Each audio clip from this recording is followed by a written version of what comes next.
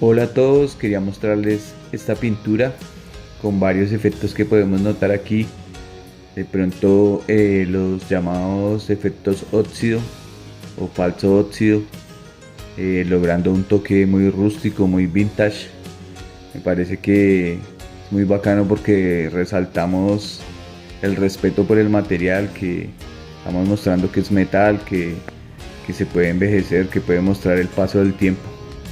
Son efectos logrados con pintura y pues casi siempre son únicos, son muy difíciles que se repitan por las técnicas que se usan.